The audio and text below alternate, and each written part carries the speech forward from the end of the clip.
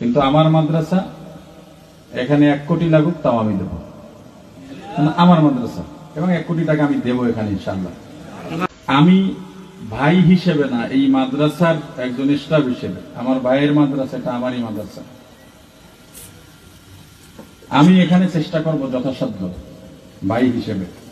আমি যদি ডোনার হিসেবে আসতাম হয়তো লাখখানি টাকা দিয়ে যেতাম, কিন্তু আমার মাদ্রাসা এখানে 1 কোটি লাগুক তাও আমি দেবো, আমার মাদ্রাসা, এবং 1 কোটি টাকা আমি দেবো এখানে ইনশাআল্লাহ।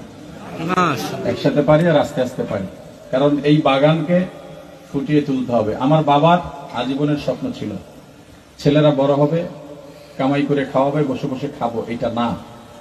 আমার বাবার স্বপ্ন ছিল তোমরা আলেম হবে।